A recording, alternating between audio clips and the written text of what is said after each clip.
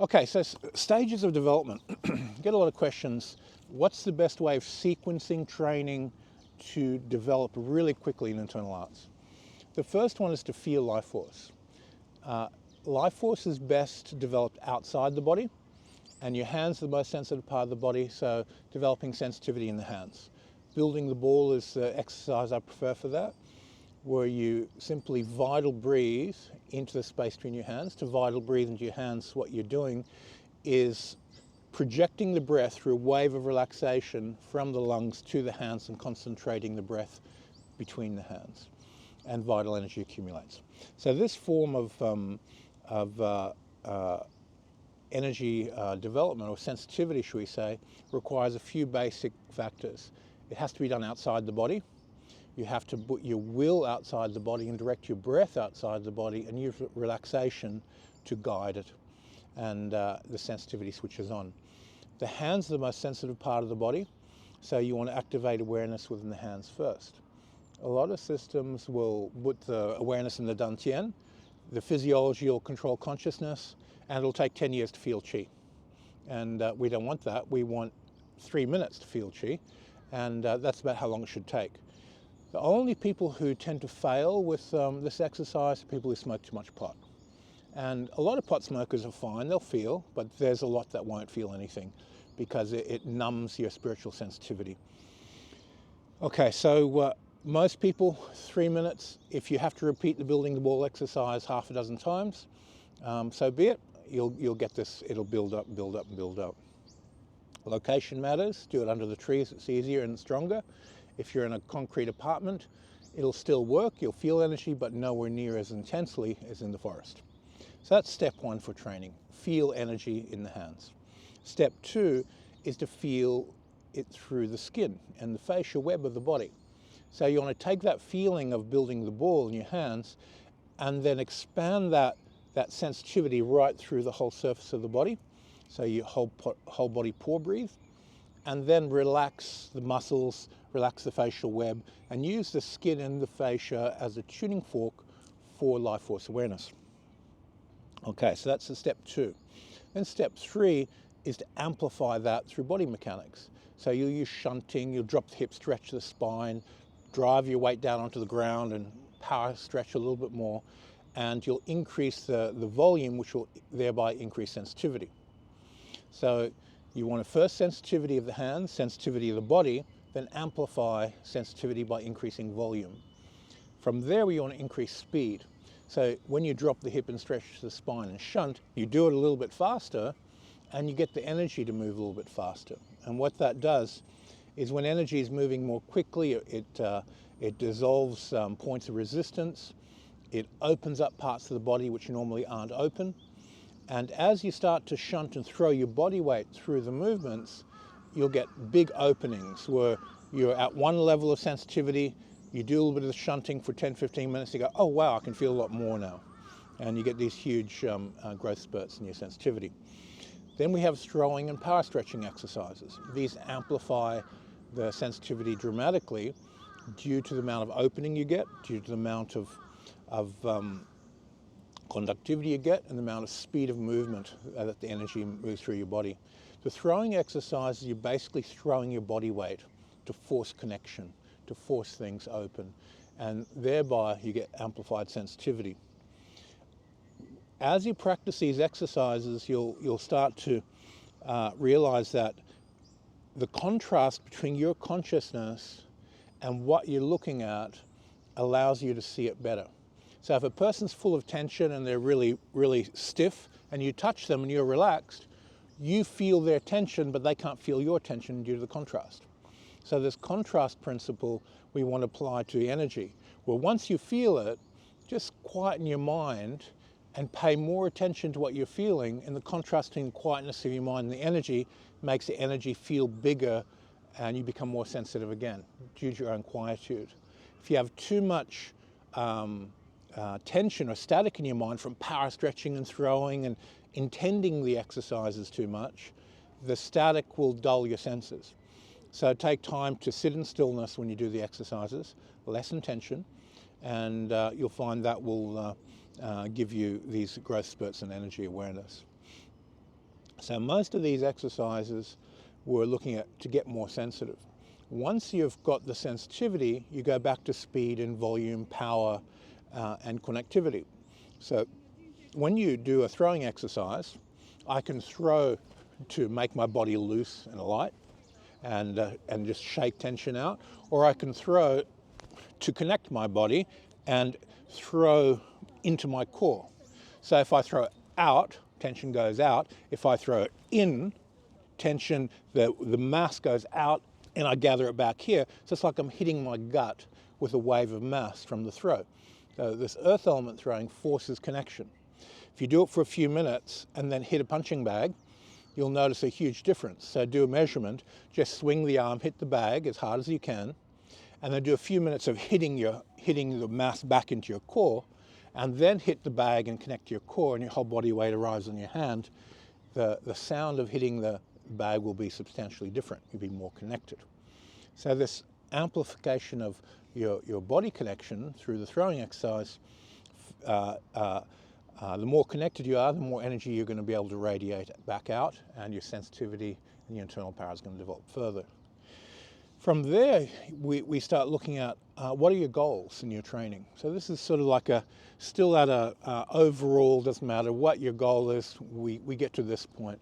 Now let's say a person is going to want to go down the healing path. Then they're going to be looking at more releasing methods for releasing tensions within themselves, releasing energies within themselves to release energies from other people. So the quality of release becomes much more important than the quality of power. If you're going the martial path, you need more connectivity in your body. You need to be able to speed the flow of energy through your body up. You want more volume.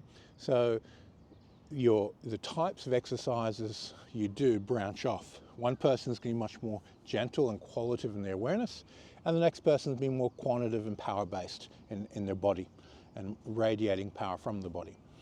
So it's two very, very different pathways. If a person was more into, let's say, they were a psychic reader, a tarot reader, a counselor, and they had to develop mental sensitivity to people's emotions, they're going to be working more on the first transformation, so they can be a good therapist. They're going to be working more on releasing into Akasha to get that prophetic vision working, and so forth. But you still need to get to this base level, no matter what your goal is, to have that sensitivity. Okay, so once you're at this base level, let's presume the goal is martial and you want to develop internal power for martial arts. From there, we're going to start transferring our body weight onto our training partner's feet.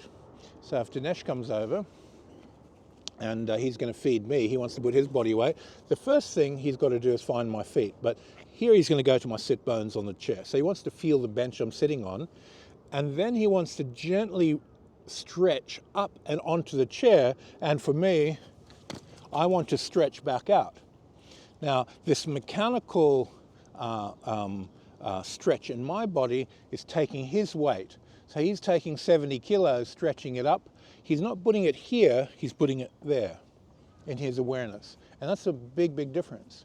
If the person transferring weight isn't thinking to your foot and stretching it down to your foot, it's going to start going off on all these diagonal tangents, and the person's going to be going out of alignment, and they're not going to be getting this pure fascia stimulation that you want. So as he puts this energy into my body, he's choosing the target, the ground. I'm stretching up to meet him, and then I physically stretch out to tune the feed. As I physically stretch out and he pushes off me, I get a measurement. He might go 1 meter from the physical.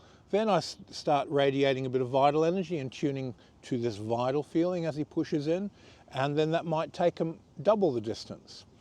And then I feel his balance and I stretch his balance out, and I get more and more and more.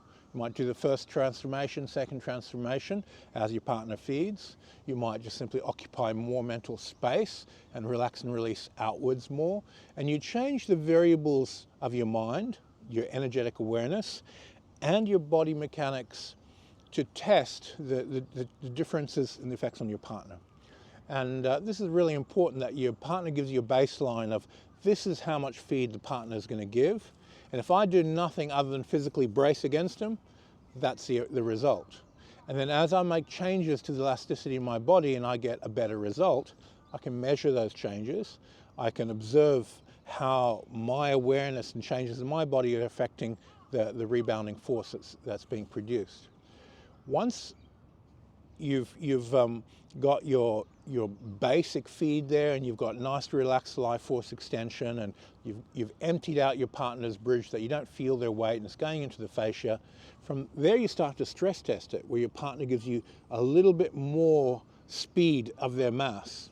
So instead of doing it in slow motion, they rhythmically increase the speed of the same amount of weight until they're feeding with a shock.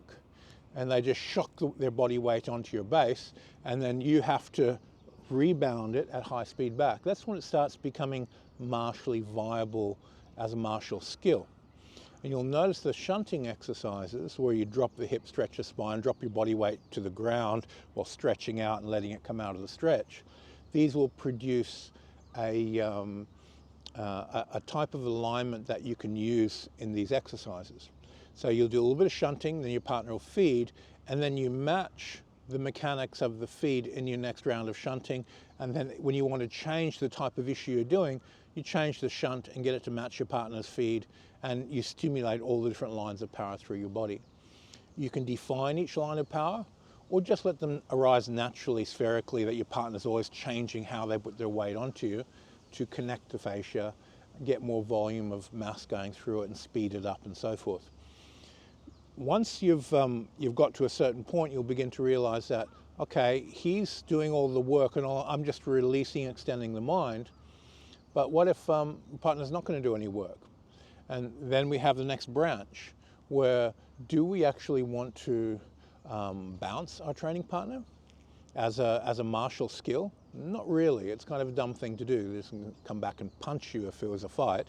So it's not very logical. So what I suggest is to look at striking skills and build the speed of the Fajin into shapes that you can use for striking, so that when you strike, your body mass arrives, touches the target, knocks them out.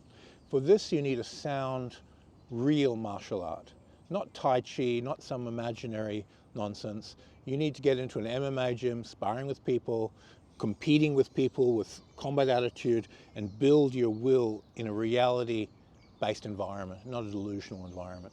I've never seen an eternal martial arts school that's real. Never. They're all full of nonsense. They don't compete with each other, they don't fight, they don't have that spirit of competition to dissolve delusion. They put themselves in a bubble, and then they keep themselves in that bubble, and they just play there to feel comfortable and safe within what they believe. You have to have your belief shattered over and over and over. You have to be challenged over and over and over for any of this to manifest in a very real way. And that's super important if you're an internal martial artist. Now, if you're an internal artist who's just having fun, it doesn't matter. But don't call yourself a martial artist, because then you're deluding yourself and you're deluding anyone you share knowledge with. You need to have a competitive environment where people spar and develop the skills. And the most important part of that, and this is why I like the MMA environment so much, you have freedom of thought. If you don't have freedom to think for yourself, you're a robot and you're not evolving. What allows evolution to peak is freedom of thinking and how you structure what you're doing, how you choose how you're going to punch, how you're going to train, and you're constantly making it better. Of course, you're listening to teachers, if you do this, you'll get more power. If you do this, you'll get more power. You do this, you get more speed, more connection, and so forth. But at the end of the day, you're the one who has to figure out your body in the best way for you to get the most out of you to meet your goals. So this freedom of thinking is what allows an internal martial artist to move from archaic, old, I'm just going to stand and wait for something to happen nonsense, to make something happen and apply the principles straight away into the martial art that you're doing. The sooner you integrate, the faster you're going to develop.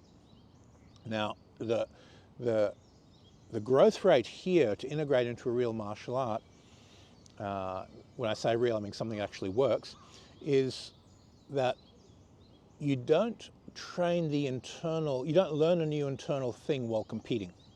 You test your internals while competing. So you need a cooperative environment in which a person puts their weight on your body, you stretch, you stimulate fascia, you look at the different shapes, look at the different principles, how to capture balance, and you move to a martial drill, you practice a drill, and then you put that drill into sparring, so that when you're with your training partners that you're competing with, that you have a environment in which now I'm competing, now I'm learning something new. While you're competing, you can't learn something new. They're two totally different psychologies. Competing is a testing environment, and if you're competing all the time, you can't develop new skills and develop the internals effectively. So you go from extreme cooperativeness to extreme competitiveness in two different masks, two different personality profiles. And this is really important. When you're competing, you have degrees of competition with your training partner. So what I like to do is create a scale. On this side, we're cooperating, learning new things.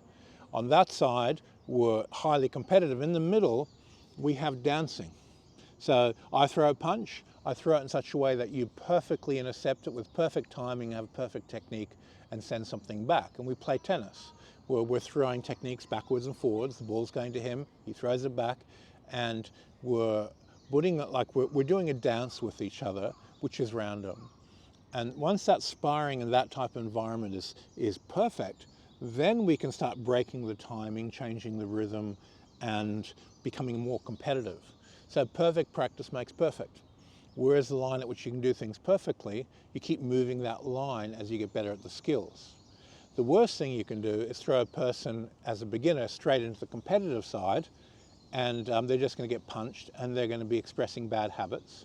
So you want to move them towards perfect, correct training first, and then as they develop that, those fundamental skills and expressing them correctly, then you compete with them as quickly as possible, but no sooner. So this is, can be very, very tricky. You might have a repetitive loop drills, like I throw a punch, my partner parries, he throws a punch, and we parry punch backwards and forwards. You want to do that perfectly. So there is a certain amount of timing, there's a certain amount of, a little bit of competitiveness in it, because you're changing the speed of your punch and so forth. But there's a certain amount of randomness, because 1 in 10 punches can just change into something else. And it allows the mind to develop the skill while feeling safe and comfortable and not being in a mindset, I'm going to get injured, I've got to be really careful. You want to ramp that up very, very slowly. So integrating all the internals into the martial arts really requires an environment where we have complete freedom of thinking. If someone's suppressing your thoughts by going, no, no, no, you have to do it like this, or no, no, no, it has to be like that, and your thoughts are being suppressed, your feelings are being suppressed, your body's being suppressed, you're not going to evolve. You're not going to change and grow, because you're in a space of being put in a cage and taught to act like a monkey, do this, not to be free and master your own skills. Now, finding a balance in this and listening to a good teacher and then integrating it into what you're doing, that's can be a bit of a trick, because most martial arts teachers have big egos that need to control everything. So to find a person who can look at you and give you corrections without trying to control you, good luck. You know, it's not easy to find in the martial arts community. All right, back to the internals and stages of development. Once you've got your hand sensitivity, your body sensitivity, you're increasing volume, connection, and speed. You're doing the rebounding to amplify the sending force out. You've integrated into striking techniques, striking alignment, striking movements. Then you get very, very creative with releasing the body. So from there, your partner might push on the back of your shoulder down to the ground, and then you relax and release and do like a reverse shoulder stroke. And then you develop your awareness skills of energy passing through your body without running away from the energy. You're not allowed to go, oh, here comes, and run away. You have to accept that energy, send it to the ground, and stretch and activate the fascia with it. If something touches me there and I do this, I dissipated the energy. I didn't activate any fascia. That's kind of useless. Something touches me there, I want to spread that force across my entire fascia web to the ground. take that force and stimulate more fascia through relaxed grounding. I want to sink the chi. I want to sink the energy down during the first transformation to stimulate more facial web. So you very creatively touch your partner on the back of the hips and the kidneys, around the body, and all these places that a person's not used to feeling and being touched, and then relax and release and stimulate all these lines of power. At first, when a person does this, go, oh, what's the point of that? Someone touching me there and I've got to send it to the ground. When you stimulate areas of the body that you're not used to feeling through, your overall awareness of energy increases. So you look at your whole body as a radar dish. It transmits and it receives. Now, if you make it more sensitive to receiving on every part of your body, you're also more able to transmit through every part of your body, and the overall sensitivity in your hand will increase when your whole body's sensitive, because your whole body is using and controlling energy through one part of your body. So within one part is all parts. So really looking at feeling through the soles of your feet, every part of your body, it will amplify your ability to be sensitive through one part of your body. From there is controlling the energy through the different gates of the mind. Normally we feel, and then we extend the will through feeling to move energy. So that's the feeling gate. Then we got to increase the eye consciousness gate. So vital breathing through the eyes, astral breathing through the eyes, controlling energy with the eyes. And when you feel and extend, use eye consciousness and feeling consciousness together to move the energy. As you move more and more energy through the eyes also become sensitive to seeing energy. So that's your first step to developing clairvoyance. High volume goes through eye consciousness outwards. The sensitivity opens up to feel with the eyes and see energy with the eyes, and clairvoyance starts to form. You want to do that through all the gates, the five senses and the consciousness itself. And consciousness itself regulates space. So let's say I want to bounce my partner 2 or 3 meters. My mind has to occupy 2 or 3 meters. I have to feel that. So my feeling gate and mental space are coming together for me to send energy through my partner to send them 2 or 3 meters.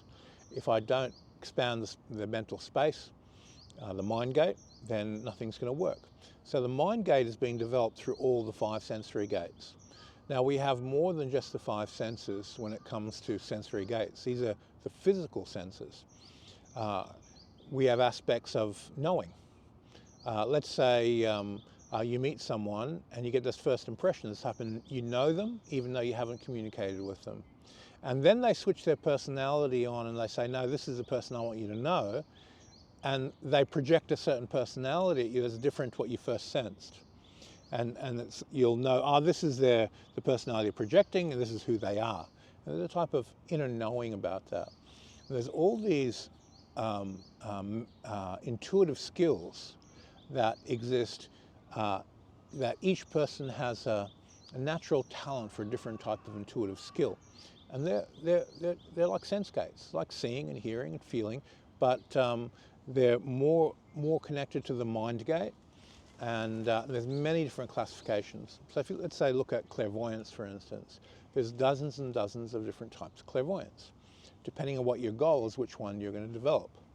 For instance, if you're doing a lot of vital breathing through the eyes and you notice an aggressive person walking towards you, you're going to get a little bit of like a thunderbolty red lightning emanation coming out of them if they're aggressive and threatening.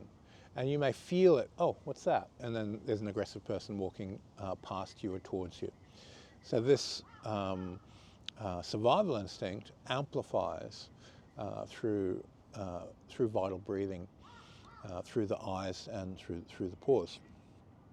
Okay, so all these stages, once we're at this platform, we start thinking more martial, then you've got to think, what type of martial do you want?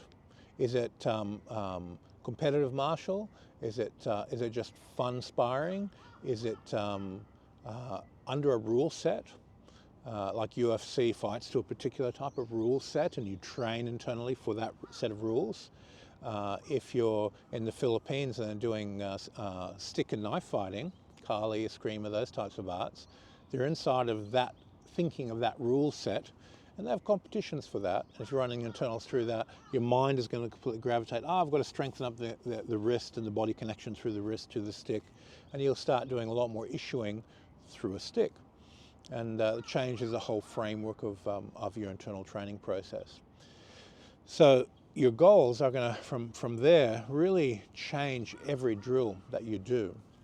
If your goals are for, let's say, very Buddhistic and nibbana and attaining enlightenment and mindfulness and understanding the dharmas, then you're going to move towards reading a particular idea within the dharma, and then unpacking that idea spiritually by releasing your mental space, releasing your astral space, releasing your vital space while you read and study it, and then start implementing and practicing whatever that Dharma is in your daily life. So it might be the 10 perfections, whatever it is, it's something that you live through. And the basic requirement for understanding Dharmas is that you're not actually stimulating the intellect, you're stimulating the insight. And the insight mind is a byproduct of equanimity. So when we look at life force, you have to pay attention to the life force to the point of stillness where the akasha accumulates under the life force, and your consciousness enters into equanimity. And then as you release time, slow everything down, your connection to akasha deepens and you go into a different type of timeless equanimity. And then as you release space, again, you get a different type of insight reflecting. So you have insights reflecting relative to form, you have insights reflecting to the astral planes, the spiritual realms, you have insights reflecting through the mental plane, and then you have akashic insights which reflect. They all require equanimity for those dharmas and understandings to materialize in consciousness. So if you're doing martial training and you're doing it Buddhistically, you're going to put a lot of emphasis on how do you cultivate equanimity and the mindfulness of equanimity in your martial training. So the observer and the intender needs to separate. So let's say you're doing the parry punch drill, and my partner throws a punch, I parry and I throw a punch back, and then I have a loop. Now, as soon as you've established the loop and you don't have to think about how you do the technique, you're just looping the drill continuously, right at that moment you can step the consciousness back from the intender and observe yourself intend the punches out. So the consciousness can be right here in your brain looking at what you're doing, or you can start relaxing consciousness around you and your partner and get a sense of feeling and knowing what they're doing. And when your partner